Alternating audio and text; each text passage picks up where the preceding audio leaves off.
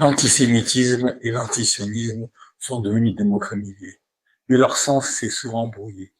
Pour comprendre leur portée actuelle, il faut revenir à l'histoire.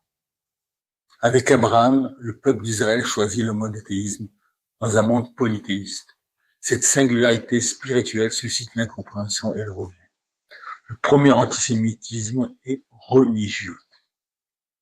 Au Moyen-Âge, une théologie déformée accuse les Juifs de déicide.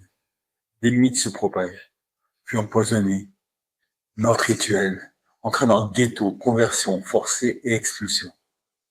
Au XIXe siècle, la haine change de costume. Les pseudo-sciences raciales classent les Juifs comme inférieurs. Dans le monde musulman, le statut de dhimmi les maintient en position tout aussi inférieure. Partout, ils deviennent les boucs émissaires des crises. Le XXe siècle radicalise ces idées, nourries par le complotisme. Après 1948, avec la naissance de l'État d'Israël, l'antisémitisme revêt un nouveau masque, l'antisionisme. Israël, seul État juif, devient symboliquement le juif parmi les nations. La Bible avait pressenti cette tension. Voici un peuple qui demeure à part.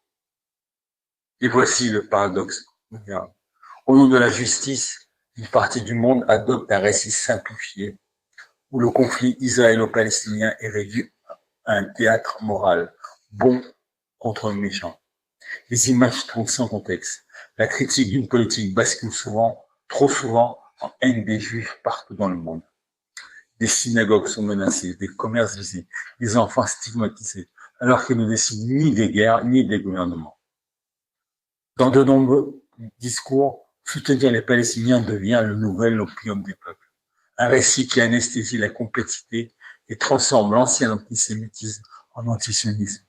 Plus présentable, est fondé sur le même réflexe de délégitimisation du fait juif, individuel et national. Refuser cette dérive ne signifie pas nier la souffrance des Palestiniens. Cela signifie refuser que la douleur serve de carburant à la haine. Saurons-nous reconnaître ce paradoxe et défendre la justice pour tous, sans laisser l'idéologie recycler la vieille haine antisémite sous un faux nom antisionisme? Dire la vérité, là où chaque mot devient une arme contre la désinformation. Am Israël Haï.